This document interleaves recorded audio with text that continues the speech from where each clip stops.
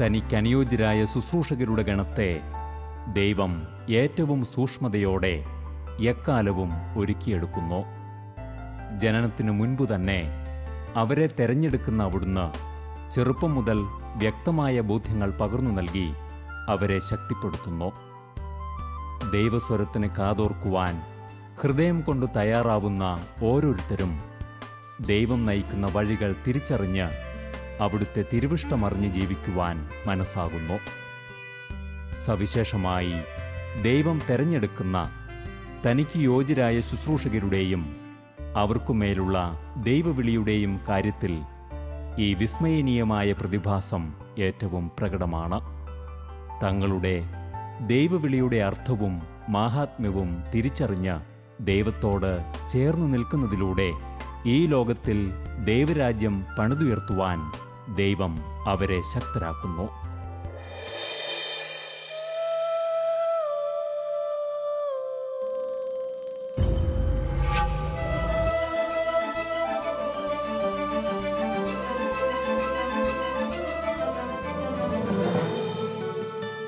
Monsignor Mathew M Chalil വിവരണങ്ങൾക്കും വിശേഷണങ്ങൾക്കും അതീതനാണ്. ഓരോ കാലത്തും തനിക്കുമേലുള്ള ദൈവനിയോഗങ്ങളെ തിരിച്ചറിഞ്ഞ് ഏറ്റവും വിശ്വസ്തയോടെ ജീവിതം കൊണ്ട് അതിനോട് പ്രത്യുത്തരിച്ച ദൈവത്തിന് ഏറ്റവും പ്രിയങ്കരനായ ഈ ശുശ്രൂഷകൻ ഇന്നും ഒരു ചെറുപ്പക്കാരനെ വെല്ലുന്ന ഊർജ്ജസ്വലതയോടെ തൻ്റെ കർമ്മരംഗങ്ങളിൽ മുന്നേറുന്നു. തൻ്റെ ഉള്ളിലെ ദൈവസ്വരത്തെ കാലാകാലങ്ങളിൽ തിരിച്ചറിയുന്നതിനും ദൈവം നിശ്ചയിച്ച വഴിയെ നീങ്ങുന്നതിനും ഒടുവിൽ ജീവിതത്തെ ദൈവത്തിനായി മാറ്റിവയ്ക്കുന്നതിനായുള്ള നിർണായക തീരുമാനം കൈക്കൊള്ളുന്നതിനുമെല്ലാം രാമപുരം പള്ളിയും കുഞ്ഞച്ചനും വഹിച്ച പങ്ക് നിസ്തുലമാണ്. ദൈവം സവിശേഷ ശ്രദ്ധയോടെ കൈപിടിച്ചുയർത്തിയ ഒരു ശുശ്രൂഷകൻ ദൈവവിളിയുടെ സ്നേഹമന്ത്രണത്തെ തിരിച്ചറിഞ്ഞ് പ്രതികരിച്ച പഴയ നാളുകളെ സ്മരിക്കുമ്പോൾ അത് ഏറെ ആവേശഭരിതമാണ്.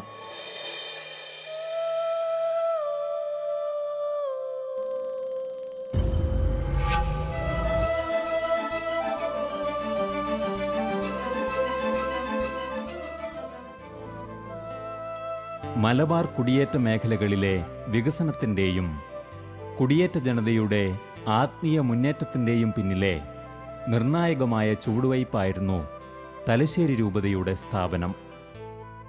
1953 സ്ഥാപിതമായ ആ രൂപതയ്ക്ക് കാസർഗോഡ് മുതൽ പാലക്കാട് വരെയുള്ള വളരെ വിസ്തൃതമായ പ്രദേശങ്ങളിലെ ആത്മീയവും ഭൗതികവുമായ ഏറെ ചുമതലകൾ നിറവേറ്റേണ്ടതുണ്ടായിരുന്നു. കുടിയേറ്റ പിതാവായ വള്ളോപ്പള്ളി പിതാവിൻ്റെ നേതൃത്വത്തിൽ ഈ പ്രദേശങ്ങളിൽ നടപ്പാക്കപ്പെട്ട വികസന ആധ്യാത്മിക പ്രവർത്തനങ്ങൾ മറ്റേതൊരു ദേശത്തെയും പോലുള്ള പുരോഗതിയിലേക്ക് ഈ ദേശത്തെ വളർത്തുവാൻ പര്യാപ്തമായിരുന്നു. ഇത്തരത്തിൽ ഒട്ടേറെ പ്രവർത്തനങ്ങൾക്ക് വേദിയായിരുന്ന തലശ്ശേരി രൂപതയിലേക്ക് ചെറുപ്പത്തിൽ തന്നെ ആകർഷിക്കപ്പെടുകയും തുടർന്ന് അവിടെ വൈദികനായി തീരുവാൻ തീരുമാനിക്കുകയും ചെയ്ത ചാലിലച്ചൻ പിന്നീടുള്ള കാലങ്ങളിൽ ആ രൂപതയിലെ നിർണായക സാന്നിധ്യമായി മാറുകയാണുണ്ടായത്. വെക്കേഷനിൽ മലബാറിന് പോകുന്ന വഴിക്ക് ഞങ്ങൾ കുളത്തൂലി പോയി. കുളത്തൂലി പോയപ്പോൾ അന്ന് അഡ്മിനിസ്ട്രേറ്ററായിട്ട് ചാർജ് എടുത്ത വള്ളോപ്പള്ളി പിതാവ് ആ ഇടവ സന്ദർശനത്തിന് വന്നിട്ടുണ്ടായിരുന്നു. ആദ്യത്തെ ഇങ്ങനെ പല സ്ഥലങ്ങളും സ്വീകരണം ഉണ്ടല്ലോ, അപ്പോൾ അവിടെ വന്നിരുന്നു. അന്ന് സി ജവർക്കിച്ചനായിരുന്നു അവിടുത്തെ വികാരി. അപ്പോൾ എൻ്റെ ഈ അഗസ്റ്റിനച്ചൻ കുഞ്ഞാസിയച്ചൻ കീലത്ത് അദ്ദേഹം പറഞ്ഞു,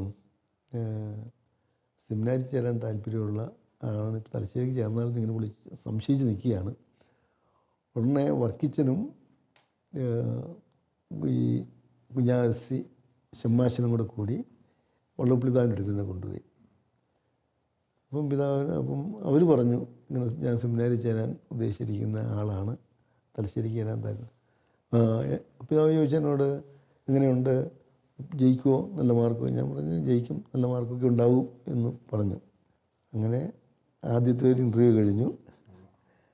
അതിനുശേഷം പിന്നെ ചെമ്പേരിയിൽ അദ്ദേഹം വന്നപ്പോഴാണ് ചെമ്പേരിൽ ഇതുപോലെ അദ്ദേഹത്തിനൊരു സ്വീകരണം ഉണ്ടായിരുന്നു. ഞാൻ വെക്കേഷനിൽ വരുന്ന വഴിക്കാണ് കുളത്തൂരിൽ പോയത്. അത് വേറെ ബന്ധുക്കളുടെ അടുക്ക് പോകാൻ വേണ്ടിയിട്ട് പോയതാണ്. ചെമ്പേരി വന്നു കഴിഞ്ഞപ്പോൾ കൊടക്കച്ചിറച്ചനും കൂടെ കൂടി എന്ന് പിതാവിൻ്റെ അടുക്കൽ പ്രസൻറ്റ് ചെയ്തു. അപ്പോൾ വള്ളപ്പള്ളിപിതാവ് പറഞ്ഞൊരു കാര്യം ഞാനിപ്പോഴും ഓർക്കുന്നു. വൈദികൻ ആകാനായിട്ട് 3 S ഉണ്ടായിരിക്കണമെന്ന് പറഞ്ഞു. എന്നിട്ട് അദ്ദേഹം പറഞ്ഞ് സയൻസ്, സാങ്ക്ടിറ്റി, സാനിറ്റി. അതിൻ്റെ അർത്ഥം അറിയാമോ എന്ന് ചോദിച്ചു. ഞാൻ പറഞ്ഞ അർത്ഥമൊക്കെ അറിയാം. അപ്പോൾ വേണ്ടത്ര ബുദ്ധി ഉണ്ടായിരിക്കണം, അറിവുണ്ടായിരിക്കണം, വിശുദ്ധി ഉണ്ടായിരിക്കണം, ആരോഗ്യം ഉണ്ടായിരിക്കണം. ഇത്രയൊക്കെ ഉണ്ടോ എന്ന് ചോദിച്ചു. അത്രയും അന്നത്തെ ആ ഇൻ്റർവ്യൂ കുറച്ച് ലോഹിയായിട്ടൊക്കെ പറഞ്ഞ് തീർന്നു. അതിനുശേഷം പിന്നെ ഞങ്ങൾ ചെമ്പേരിയിൽ നിന്ന് വേറൊരാളും കൂടി ഉണ്ടായിരുന്നു. അത് ഞാൻ പിന്നീട് അറിയുന്നത്. ഞാനിവിടെ വെക്കേഷൻ മാത്രമല്ലേ ഇവിടെ ഒന്ന് നിൽക്കുകയുള്ളൂ. അതുകൊണ്ട് എനിക്ക് ഇവിടെയുള്ള ആളിലൊന്നും അധികം അറിയില്ല. ചുറ്റുപാടുള്ളവരെ കുറച്ച് പേരെ അറിയുള്ളായിരുന്നു. അത് പുറത്തെ പുതുകാട്ടിൽ തോമാച്ചൻ. അപ്പോൾ കൊടക്കച്ചിറച്ചൻ ഇങ്ങനെ അദ്ദേഹം കൊണ്ടൊന്ന് പരിചയപ്പെടുത്തി ഞങ്ങൾ രണ്ടുപേരും കൂടിയാണ് പിന്നീട് തലശ്ശേരിക്ക് ഇൻ്റർവ്യൂവിന് പോകുന്നത്.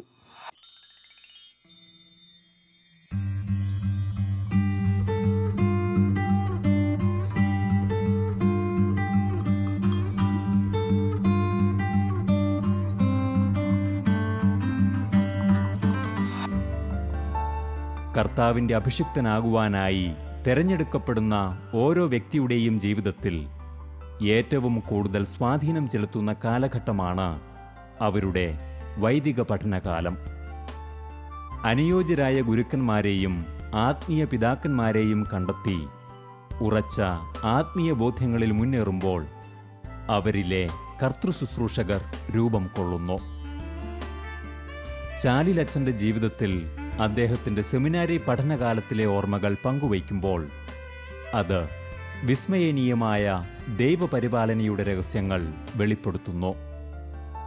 ഒരു കാലഘട്ടത്തിൽ സൂക്ഷ്മമായി വഴി നടത്തിയ ദൈവം തൻ്റെ ഉള്ളിൽ വ്യക്തമായ ബോധ്യങ്ങൾ പകർന്നു നൽകിയിരുന്നത് അദ്ദേഹം തിരിച്ചറിയുന്നു.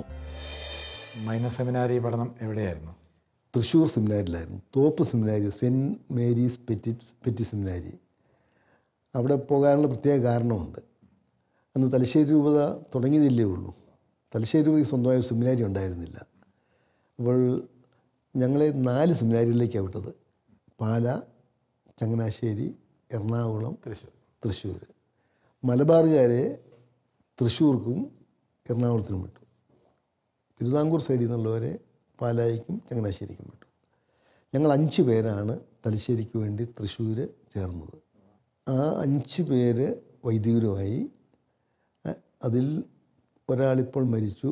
ഈ കഴിഞ്ഞ വർഷം തോമസ് പുറത്തെ മുതുകാട്ടിൽ എൻ്റെ ഇടവക്കാരനായിട്ടുള്ള ആൾ എൻ്റെ വലിയ സുഹൃത്തായിരുന്നു. ബാക്കി എല്ലാവരും ഞങ്ങളുണ്ട് ഇപ്പോഴും. അവരുടെ പേരുകൾ? ജോസഫ് നെച്ചിക്കാട്ട്, എളന്തുരുത്തിൽ സുഭാഷ് അച്ഛൻ, ചെമ്പ്ലാനി കുര്യാക്കോസ് അച്ഛൻ, ഞാൻ, പിന്നെ പുറത്തെ മുതുകാട്ടിൽ. മൈനർ സെമിനാരിയിലെ വിദ്യാഭ്യാസ കാലഘട്ടത്തെ അച്ഛൻ ഒന്ന് പങ്കുവയ്ക്കാമോ? തോപ്പ് സെമിനാരി ചെന്നപ്പോൾ എനിക്ക് വളരെ ഇഷ്ടപ്പെട്ട സെമിനാരി. അതിന് ഒരു പ്രധാനപ്പെട്ട കാരണം, ഞാൻ അങ്ങോട്ട് പോകുന്നതിന് മുമ്പ് തന്നെ അന്ന് ഒരു സെമിനാരിയൻ തലശ്ശേരി ബിഷപ്സ് ഹൗസിലുണ്ടായിരുന്നു. അദ്ദേഹം എനിക്ക് വളരെ പരിചയമുള്ള ആളായിരുന്നു. അദ്ദേഹം പറഞ്ഞു, തൃശ്ശൂർ സെമിനാരിലേക്കാണ് കിട്ടിയേക്കുന്നത്, വളരെ നല്ലതാണ്. അതിന് അദ്ദേഹം പറഞ്ഞ കാരണം ഇതാണ്, അതിൻ്റെ റെക്ടർ ഫാദർ സക്രിയാസ് വാഴപ്പള്ളിയാണ്. അദ്ദേഹം ഒരു നല്ല വൈദികനാണ്. അതുപോലെ തന്നെ തൃശ്ശൂർ സെമിനാരി എല്ലാവിധത്തിനും വളരെ നല്ല ഒരു ഫോർമേഷൻ കിട്ടുന്ന സെമിനാരിയാണ്. അതുകൊണ്ട് ഭാഗ്യവാനാണെന്ന് എന്നോട് പറഞ്ഞു. ആ ഒരു ഇമ്പ്രഷനോടുകൂടിയാണ് ഞാൻ തൃശ്ശൂർ സെമിനാരി ചെല്ലുന്നത്. എനിക്ക് വളരെ ഇഷ്ടപ്പെട്ട ഒരു സെമിനാരിയായിരുന്നു. എനിക്കൊത്തിരി ചില കുറവുകളൊക്കെ ഉണ്ടായിരുന്നു. വാസ്തവത്തിൽ ആ കുറവുകളൊക്കെ കുറേയധികം പരിഹരിച്ചെടുക്കാനായിട്ട് അവിടുത്തെ പരിശീലനം വളരെ ഉപകരിച്ചു എന്നാണ് എനിക്ക് തോന്നുന്നത്. പ്രത്യേകിച്ചും വളരെ ഓപ്പൺനെസ് ആ സെമിനാരി പ്രോത്സാഹിപ്പിച്ചൊരു കാര്യമാണ്. ഒന്നും മറച്ചു വെക്കരുത്, വളരെ ഓപ്പണായിരിക്കുക സുപ്പീരിയേഴ്സിനോടും സഹപാഠികളോടുമൊക്കെ. അത് എനിക്ക് എന്നും ഒരു ഇഷ്ടപ്പെട്ട കാര്യമായിരുന്നു. അതുകൊണ്ടെല്ലാം എപ്പോഴും ഓപ്പണായിരിക്കുക, എല്ലാവരോടും വളരെ സൗഹൃദം പുലർത്തുന്നത്. എനിക്ക് പിന്നെ വളരെ വിശുദ്ധരായിട്ടുള്ള നല്ല വൈദികരായിരുന്നു അവിടെ ഞങ്ങളുടെ ഫോർമേഷനിലൊക്കെ ഉള്ളത്. അത് വളരെ സന്തോഷകരമായിട്ടൊരു അനുഭവമായിരുന്നു. ഞാനൊരു പ്രത്യേക കാര്യം ഓർക്കുകയാണ്. എനിക്ക് അവിടെ ഒന്ന് പഠിക്കാനൊക്കെ സാമാന്യം മിടുക്കനായിരുന്നുകൊണ്ട് പ്രസംഗിക്കുക എനിക്ക് ഭയങ്കര പ്രയാസമായിരുന്നു. പക്ഷേ അവിടെ ചെന്ന് എനിക്ക് പ്രസംഗത്തിന് സമ്മാനം കിട്ടിയ അതുപോലെ ഒരു പരിശീലനമായിരുന്നു അവിടെ ഉണ്ടായിരുന്നത്. ഒരു ദിവസം എൻ്റെ ഈ ഷോപ്പ് കീപ്പർ എന്ന് പറയുന്ന ഒരു പരിപാടിയുണ്ട്, പ്രൊക്രേറ്റർ. അതായത് അത്യാവശ്യം കുട്ടികൾക്ക് സെമിനാരിക്കാർക്ക് വേണ്ട സാധനങ്ങളൊക്കെ വാങ്ങിച്ചു കൊടുക്കുക. പക്ഷേ ലാഭമില്ലാത്ത ബിസിനസ്സാണ്. സാധനം വാങ്ങിക്കുക, വാങ്ങിച്ചു കൊടുക്കുക, അതിന് ലാഭമൊന്നും എടുക്കാൻ പാടില്ല. ലാഭവും നഷ്ടവും ഇല്ലാത്ത കച്ചവടം, അങ്ങനെയാണ്. അപ്പോൾ അതായിരുന്നു എന്നെ ഏൽപ്പിച്ചിരുന്നത്. എനിക്ക് വളരെ ഇഷ്ടമായിരുന്നത് ഇങ്ങനെ ഒരു കച്ചവടമൊക്കെ നടത്തുന്നത്. ടൗണിൽ പോയി സാധനം മേടിക്കുക, അല്ലെങ്കിൽ മറ്റുള്ളവരെ കൊണ്ട് വാങ്ങിപ്പിക്കുക, അത് വിതരണം ചെയ്യുക. പക്ഷേ അവസാനം കണക്ക് കൊടുത്തപ്പോൾ ഒരു 45 രൂപയുടെ വ്യത്യാസം, 45 രൂപ കുറവ് വന്നു. ഞാനത് എനിക്ക് മുമ്പ് ഉണ്ടായിരുന്ന ചില സുഹൃത്തുക്കളോട് ചോദിച്ചു, ഇനിയിപ്പോൾ എന്നാടൂ ആ 45 രൂപ മറ്റേ സാധനത്തിലും കൂട്ടിയിട്ടേക്ക്, പ്രശ്നം തീർന്നു എന്ന് പറഞ്ഞു. പക്ഷേ എൻ്റെ മനസ്സത് സമ്മതിച്ചില്ല. ഞാൻ കുറേ പ്രാവശ്യം കൂട്ടിയും കുറച്ചുമൊക്കെ നോക്കി. പക്ഷേ 45 രൂപയിൽ ഒരു മാറ്റവും വരുന്നില്ല. അവസാനം ഞാൻ ഞങ്ങളുടെ വൈസ് റെക്ടർ മാലിക്കലച്ചനാണ്, അദ്ദേഹത്തിൻ്റെ അടുത്ത് എന്താ ഇങ്ങനെ തെറ്റു വരാൻ പാടില്ല, ഒക്കെ കൃത്യമായിട്ട് കണക്കെഴുതിയെല്ലാം കൃത്യമായിട്ട് സൂക്ഷിക്കണ്ടേ എന്നൊക്കെ ഒരല്പം പറഞ്ഞു. ഒരു കാര്യം ചെയ്യാം, നല്ല കണക്കിന് വിദഗ്ധനായിട്ടുള്ള ഒരാളിവിടെ ഉണ്ട്, ഒരു ബ്രദറുണ്ട്, ആ ബ്രദറിൻ്റെ കൊടുക്കാമെന്ന് പറഞ്ഞ് ആ കണക്കുകളെല്ലാം കൂടി ആ ബ്രദറിനെ ഏൽപ്പിച്ചു.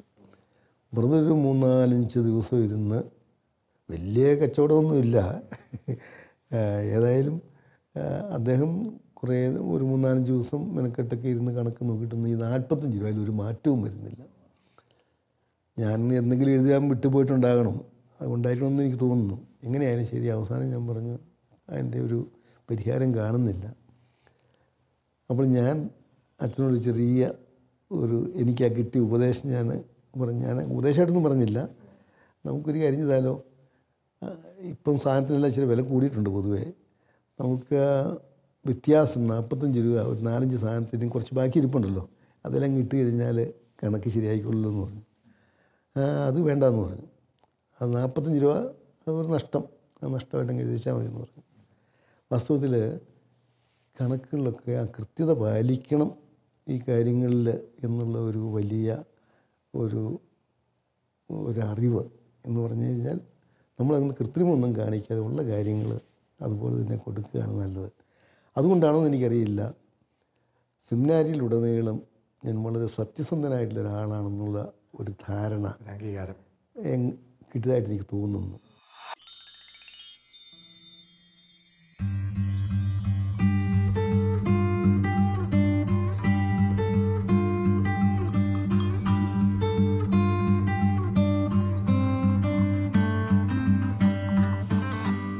പിൽക്കാലത്ത് ഏറെ വലിയ ഉത്തരവാദിത്തങ്ങൾ കൈകാര്യം ചെയ്യുവാനായി ദൈവം നിശ്ചയിച്ചിരുന്ന ഒരു ശുശ്രൂഷകൻ തൻ്റെ ജീവിതത്തിൽ വിശ്വസ്തതയുടെ പാഠങ്ങൾ ശരിയായി അഭ്യസിക്കണമെന്നത് ദൈവഹിതമായിരുന്നു. അല്പകാര്യങ്ങളിൽ വിശ്വസ്തനായിരുന്നതിനാൽ അനേക കാര്യങ്ങൾ നിന്നെ ഞാൻ ഭരമേൽപ്പിക്കും എന്ന വചനത്തിൻ്റെ സാക്ഷ്യം കൂടിയാണ് ബഹുമാനപ്പെട്ട ചാലിലച്ചൻ്റെ ജീവിതം. ചെറുപ്പകാലം മുതൽ സത്യസന്ധനെന്നും വിശ്വസ്തനെന്നും അറിയപ്പെട്ടിരുന്ന അച്ഛനിൽ പഠനകാലങ്ങളിൽ തന്നെ ഏറെ ദൗത്യങ്ങൾ ഭരമേൽപ്പിക്കപ്പെട്ടിരുന്നു. ഭൗതിക വ്യഗ്രതയും ദ്രവ്യാസക്തിയും ഭരണം നടത്തുന്ന ഈ ലോകത്തിൽ സത്യസന്ധതയുടെയും ലാഭേച്ഛയില്ലാത്ത ഉറച്ച വിശ്വസ്തതയുടെയും തികഞ്ഞ ദൃഷ്ടാന്തമാണ് ഇദ്ദേഹത്തിൻ്റെ ജീവിതം. മേജർ സെമിനാരിയിൽ ചെന്നപ്പോൾ എന്നെ ഈ ബെനഫാക്ടേഴ്സിൻ്റെ ചുമതല ഏൽപ്പിച്ചു. എവിടെയായിരുന്നു മേജർ സെമിനാരി? കാർമലഗിരി, അതായത് മംഗലപ്പുഴയുടെ കാർമലഗിരിയിൽ ഫിലോസഫി സെമിനാരി തുടങ്ങിയിട്ട് 2ാമത്തെ വർഷമായിരുന്നു. ഞങ്ങൾ തുടങ്ങിയിട്ട് അവിടുത്തെ 2ാമത്തെ വർഷക്കാർ. അവിടെ ചെന്ന് കഴിഞ്ഞ് ഒരു വർഷം കഴിഞ്ഞപ്പോൾ സാറിന് പഠിക്കാൻ സമർത്ഥരായിട്ടുള്ളവർക്കാണ് ഓരോ ജോലി ആദ്യം കൊടുക്കുക. ഇത് കുറച്ച് സമയം കളയുന്നത്. അപ്പോൾ ഈ ബെനഫാക്ടേഴ്സ് എന്ന് പറയുന്ന ഒത്തിരി നമ്പറുണ്ട്. എല്ലാ കുട്ടികളുടെയും ചിലപ്പോൾ ഒരാൾക്ക് 10-15 പേര് കാണും. അത് ഓറിയൻ്റൽ കോൺഗ്രിഗേഷൻ്റെ ഉണ്ട്, പൊന്തിഫിക്കൽ പ്രൊപ്പഗാൻഡ ഫിദയുടെ ഉണ്ട് ബെനഫാക്ടേഴ്സ്. അതിൻ്റെ പൈസ നമുക്ക് കിട്ടിയല്ല, സെമിനാരിക്കാണ് പൈസ കൊടുക്കുന്നത്. പക്ഷേ ഈ ബെനഫാക്ടേഴ്സ് നമ്മൾ കത്തെഴുതണം. ബെനഫാക്ടേഴ്സിൻ്റെ കത്ത് ഇങ്ങോട്ട് വരും. അപ്പോൾ ഈ ബെനഫാക്ടേഴ്സിന് കത്തെഴുതുന്നത് അതിൻ്റെ അകത്ത് വല്ലതും ചോദിക്കുന്നു, ഇവരാരെങ്കിലും ആവശ്യമില്ലാത്തുള്ള കാര്യവും പറയുന്നുണ്ടോ, കൂടുതൽ സഹായം ചോദിക്കുന്നു, ഇങ്ങനെയൊക്കെ ഉണ്ടോ എന്ന് നമുക്ക് നോക്കണം. ഒരു അപേക്ഷ നമ്മൾ പ്രത്യേകിച്ച് സഹായം ചോദിക്കാൻ പാടില്ലെന്ന്, വ്യക്തിപരമായ ഒരു കാര്യം പറയാൻ പാടില്ല. ഇങ്ങോട്ട് വരുന്ന കത്തിൽ അഡ്രസ്സ് കാണും. ചിലപ്പോൾ ഈ അഡ്രസ്സൊക്കെ ഞാൻ കട്ട് ചെയ്ത് മാറ്റണം. ഒരു കാരണവശാലും അഡ്രസ്സ് വിദ്യാർത്ഥി അറിയരുത്. അപ്പോൾ എനിക്കറിയാം ഈ വരുന്നതിൽ ആരാണ്. ചിലപ്പോൾ ഇവർ പേഴ്സണലായിട്ട് പൈസ അയക്കും, പക്ഷേ സെമിനാരി വഴിയായിട്ടാണ് അതവർക്ക് കിട്ടുന്നത്. അന്നത്തെ രീതിയിൽ വെച്ച് അവർ കൊടുക്കുകയും ചെയ്യും. അപ്പോൾ അങ്ങനെ പൈസ വരുന്നവരെ പലരും എനിക്കറിയാം. ഞാൻ വിചാരിച്ചു ഈ അഡ്രസ്സൊക്കെ കയ്യിലിരിക്കട്ടെ. ഈ സെമിനാരിൽ നിന്ന് പോയി കഴിഞ്ഞിട്ട് ഈ സെമിനാരിലല്ലേ നമുക്ക് ചോദിക്കാനുള്ള അവകാശമില്ലാത്തുള്ളൂ. അപ്പം ചില ബെനഫാക്ടേഴ്സിൻ്റെ കത്ത് ഞാൻ വായിച്ചിട്ടുണ്ട്. നിങ്ങൾക്ക് ഏതെങ്കിലും സഹായം ആവശ്യമുണ്ടെങ്കിൽ, നിങ്ങൾ അറിയുന്ന ആരെങ്കിലും സാമ്പത്തികമായിട്ട് വിഷമിക്കുന്നുണ്ടെങ്കിൽ ഞങ്ങൾ അതിന് സഹായിക്കാൻ തയ്യാറാണെന്നൊക്കെ പറഞ്ഞ കത്തുകളൊക്കെ ഞാൻ കണ്ടിട്ടുണ്ട് ധാരാളം. അപ്പം ഞാൻ ആ ഈ അഡ്രസ്സെല്ലാം കൂടെ അതൊക്കെ ഒന്ന് കുറിച്ച് കട്ട് ചെയ്ത് നമ്മൾ സൂക്ഷിക്കും. പക്ഷേ ആർക്കും ഒരു അഡ്രസ്സ് പോലും ഞാൻ കൊടുത്തിട്ടില്ല. പക്ഷേ ഞാനിങ്ങനെ എന്തെങ്കിലും ഒന്ന് ഇരുന്നോട്ടെ, ഇനിയിപ്പോൾ എന്തെങ്കിലും ഒരു ആവശ്യം വന്നാൽ എന്നുള്ള നിലയിലൊക്കെ എടുത്തു വെച്ചു. ഞാൻ സെമിനാരിയിൽ നിന്ന് പോരുന്ന അപ്പം ഫിലോസഫിയിൽ ഞാനായിരുന്നു. അപ്പം തിയോളജിയിലുണ്ടായിരുന്ന എൻ്റെ സീനിയറിനെ ഈ ചുമതല ഏൽപ്പിച്ചു. പക്ഷെ ഞാൻ തിയോളജി സെക്ഷനിലേക്ക് ചെന്നപ്പോഴേക്കും റെക്ടറച്ചന് അദ്ദേഹത്തെ മാറ്റിയിട്ട് എന്നെ അവിടെ വെച്ച് വേണ്ടു. അപ്പോൾ അന്നത്തെ കുന്നപ്പള്ളിച്ചനോട് പറഞ്ഞു, ഇവിടെ താൻ വലിയ സത്യസന്ധനാണെന്നാണ് തോന്നുന്നു, അല്ലെങ്കിൽ ഇപ്പോൾ ഇവിടെ ഒന്ന് പെട്ടെന്ന് അദ്ദേഹത്തെ മാറ്റിയിട്ട് അച്ഛനെ വയ്ക്കില്ല. അപ്പം ഞാൻ സത്യസന്ധനാണെന്നുള്ള കാര്യം എനിക്കും നല്ല ബോധ്യമായിരുന്നു. പക്ഷെ അതവർ മനസ്സിലാക്കി എന്നുള്ളത് ഒരു പ്രത്യേക കാര്യമായിട്ട് എനിക്ക് തോന്നി. ഞാൻ ഈ ഒരാൾക്കും കൊടുത്തിട്ടില്ല ഈ അഡ്രസ്സ്. ഞാനൊരിക്കലും ഉപയോഗിച്ചിട്ടില്ല. പക്ഷേ ഞാൻ സൂക്ഷിച്ചിരുന്നു. എൻ്റെ ഓർഡിനേഷൻ്റെ ധ്യാനം നടത്തിയ അവസരത്തിൽ ഞാൻ ഈ അഡ്രസ്സെല്ലാം എൻ്റെ കയ്യിലുണ്ട്. കുറേ 150 പേരുടെ അഡ്രസ്സുണ്ട്. അതിൽ ചിലരൊക്കെ ഒത്തിരി പേരെ സഹായിക്കുന്നതാണ്, ലിമിറ്റില്ലാതെ സഹായിക്കുന്നതാണ്. എനിക്കാരും സഹായം കിട്ടിയിട്ടില്ല. ആ കാലഘട്ടങ്ങളിലൊന്നും ഒരു പൈസയും കിട്ടിയിട്ടില്ല. കിട്ടാൻ ആഗ്രഹമൊക്കെ മനസ്സിലുണ്ടായിരുന്നു, കാരണം ഞാൻ ഒത്തിരി പേർക്ക് ഇങ്ങനെ കൊടുക്കുന്നതുകൊണ്ട്. അപ്പോൾ അതിൻ്റെ ഇടയ്ക്ക് ആർക്കെങ്കിലും ചില ഒരു സെമിനാരി വിട്ടുപോകും. അങ്ങനെ വിട്ടുപോയി കഴിഞ്ഞാൽ ആ ബെനഫാക്ടേഴ്സിനെ മറ്റ് പ്രദേശം കൊടുക്കാം. അപ്പോൾ അന്ന് വിക്ടറച്ചനാണ് എൻ്റെ ഈ പ്രൊപ്പഗാൻഡയുടെ അല്ല, ഒരാൾ പ്രൊപ്പഗാൻഡ ഫിദയുടെ കാര്യം നോക്കും, ഔറിയലിനച്ഛൻ, മറ്റേ അച്ഛൻ ഓറിയൻ്റൽ കോൺഗ്രിഗേഷനും. അപ്പം ഈ രണ്ടച്ഛന്മാരോട് പറയും, ആരെങ്കിലും വിട്ടുപോകുമ്പം അത് ബ്രദറിന് അർഹതയുണ്ടെന്ന് തോന്നുന്നവർക്ക് കൊടുത്തോളാൻ പറയും. ആ ബെനഫാക്ടേഴ്സ് ഞാൻ കൂടി ചേർക്കും വേറൊരു കൂട്ടത്തിലേക്ക്. അപ്പം ഞാൻ അങ്ങനെ വരുമ്പോഴും വളരെ നിഷ്പക്ഷമായിട്ട് ഏറ്റവും അർഹിക്കുന്ന ആളാരെങ്കിലും ഉണ്ടെങ്കിൽ അവർക്കാരെങ്കിലും കൊടുത്തിരുന്നത്. അതായത് ചിലപ്പോൾ രോഗികളായിട്ടുള്ളവർ, അല്ലെങ്കിൽ കൂടുതൽ ഏതെങ്കിലും സാമ്പത്തികമായിട്ട് വളരെ വിഷമിക്കുന്നവരുണ്ടെന്ന് എനിക്ക് തോന്നിയിട്ടുള്ള മറ്റ് ഒരു പരിഗണന അല്ലാത്തവരെന്നോട് ചോദിക്കുന്നത് ഇനിയും വരും എനിക്ക് തരണമെന്നൊക്കെ പറഞ്ഞിട്ടുണ്ട്. പക്ഷേ അവരൊന്നും എപ്പോഴും വളരെ നിഷ്പക്ഷമായിട്ട് ഏറ്റവും അർഹിക്കുന്നവർക്ക് കൊടുത്തിരുന്നത്. അക്കാര്യത്തിൽ എനിക്ക് അച്ഛന്മാർക്ക് എന്നെ പൂർണ്ണ വിശ്വാസമായിരുന്നു. ഞാൻ ഈ ധ്യാനത്തിന് കഴിയുമ്പോൾ എൻ്റെ ഒരു ചിന്ത തോന്നി, മനുഷ്യന് പലവിധത്തിലുള്ള പ്രലോഭനങ്ങൾ ഉണ്ടാകാമല്ലോ. ഒരുപക്ഷെ ഇടവകയിൽ ചെല്ലുമ്പോൾ ഒത്തിരി സാമ്പത്തിക പ്രശ്നം ഉണ്ടാകും. അപ്പോൾ ഈ അഡ്രസ്സ് ഞാൻ ഉപയോഗിക്കുന്നത് ശരിയാണോ? അപ്പോൾ എനിക്ക് തോന്നി അത് എൻ്റെ ഒരു അവിശ്വസ്തതയായിട്ടേ തീരുള്ളൂ, ഞാനത് ചെയ്യാൻ പാടില്ലാത്തതാണ്. അതുകൊണ്ട് ഞാൻ ഈ അഡ്രസ്സ് എല്ലാം കൂടെ ശേഖരിച്ചത് പെരിയാറ്റിലെ പുഴയെ കൊണ്ടുപോയി ഒഴുക്കിക്കളഞ്ഞു. കാരണം അങ്ങനെ ഒരു പ്രലോഭനം ഈ വിഷയത്തിലുണ്ടാകണ്ടെന്ന് വിചാരിച്ചിട്ട്.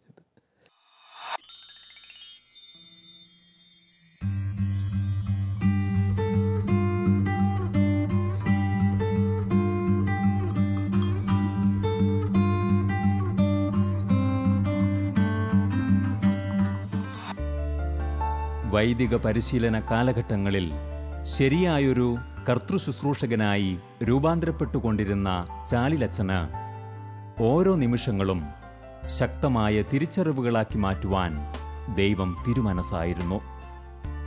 ഇന്ന് പിന്തിരിഞ്ഞു നോക്കുമ്പോൾ പരിശുദ്ധാത്മാവിൻ്റെ സഹായത്താൽ തൻ്റെ ബൗദ്ധിക തലത്തിൽ വ്യക്തമായ അറിവുകൾ രൂപപ്പെട്ടതും കൂടുതൽ ശക്തമായ ശുശ്രൂഷാ ജീവിതത്തിനായി ദൈവം തന്നെ പ്രാപ്തനാക്കിയിരുന്നതും അദ്ദേഹം തിരിച്ചറിയുന്നു.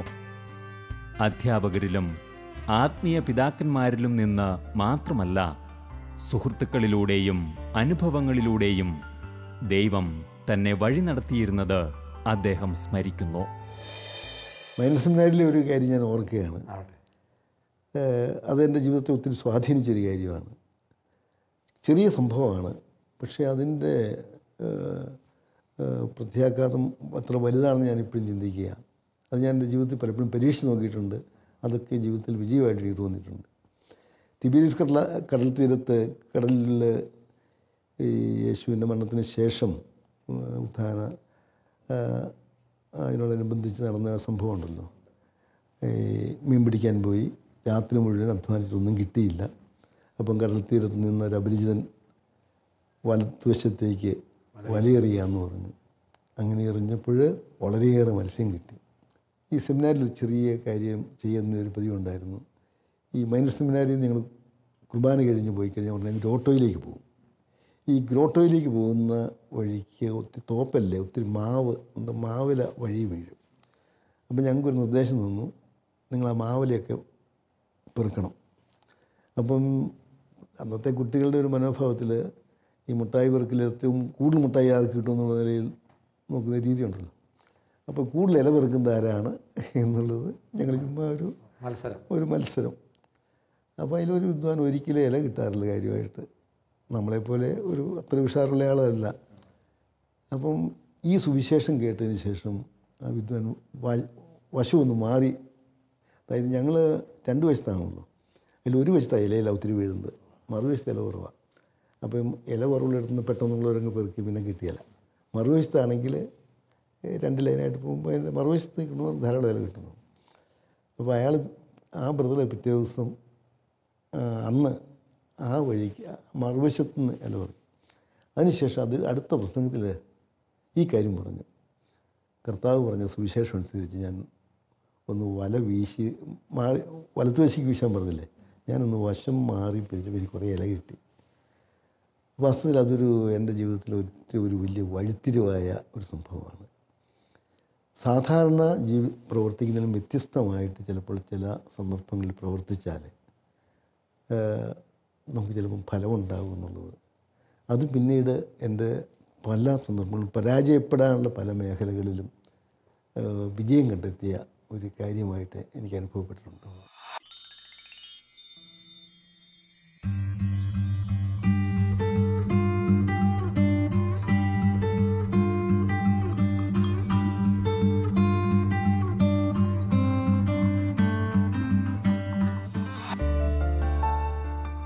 ദൈവനിയോഗിതമായ അസംഖ്യമുദ്യമങ്ങൾ ഏറ്റെടുക്കുകയും പൂർണ്ണമായ ദൈവാശ്രയത്വത്തോടെ അവയെല്ലാം വിജയകരമായി ലക്ഷ്യത്തിലെത്തിക്കുകയും ചെയ്ത് ശ്രദ്ധേയനായ ശുശ്രൂഷകൻ.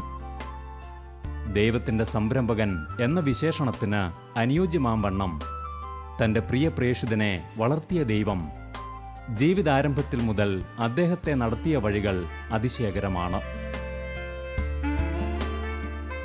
ഏൽപ്പിക്കപ്പെട്ട എല്ലാ കാര്യങ്ങളിലും എന്നും ദൈവതിരുമുൻപിൽ വിശ്വസ്തനായിരുന്ന അദ്ദേഹത്തെ തേടിയെത്തിയ അവസരങ്ങൾ നമുക്ക് ഏറെ പാഠങ്ങൾ പകർന്നു നൽകുന്നു. ദൈവേഷ്ടത്തിന് വിധേയപ്പെട്ട് അവിടുത്തോട് ചേർന്നു മുന്നേറുമ്പോൾ എല്ലാ തടസ്സങ്ങളെയും അതിജീവിക്കത്തക്കതായ ശക്തി അവിടുന്ന് പകർന്നു നൽകുമെന്നതിൻ്റെ ജീവിത സാക്ഷ്യമാണ് ഈ ജീവിതം. എനിക്ക് ഇടവയെന്നൊക്കെ പറയുമ്പോൾ രാമൂര് ഇടവയോ അല്ലെങ്കിൽ പാലായോ ഒക്കെയാണ് മനസ്സിൽ. എനിക്ക് അതൊക്കെയാണ് എൻ്റെ മനസ്സിൽ. ചെമ്പേരി അവിടെ സ്കൂളുണ്ടാകണം, മഠം ഉണ്ടാകണം, ഇങ്ങനെയുള്ള എല്ലാ സൗകര്യങ്ങളോടും കൂടിയുള്ള ചിന്തകളാണ് എൻ്റെ മനസ്സിലുള്ളത്. ഈ രണ്ടാം ലോകമഹായുദ്ധത്തിൽ ബോംബ് വീണപ്പോഴത്തെ അനുഭവത്തെപ്പറ്റി വായിച്ചിട്ടുണ്ട്. ഒരല്പം കഴിഞ്ഞപ്പോഴത്തേന് ആ ഒരു അനുഭവം, എനിക്കൊരു തുള്ളി വെള്ളം തായോ, എനിക്കെൻ്റെ കാല് മരിച്ചുപോയി, കൈ മരിച്ചുപോയി, എൻ്റെ ഇങ്ങനെയുള്ള കരച്ചിലാണ്. ഞങ്ങൾ രണ്ടുപേരുടെ എന്ത് ചെയ്യാനാ? എൻ്റെ മനസ്സിലിന്നും ദൈവത്തിൻ്റെ പരിപാലന, പ്രത്യേകിച്ചും പ്രാർത്ഥിച്ചാൽ ദൈവം കേൾക്കും, ഉടനടി ഉത്തരം തരും എന്നുള്ളതിൻ്റെ ഒരു വലിയ അടയാളം അടയാളമായിട്ട്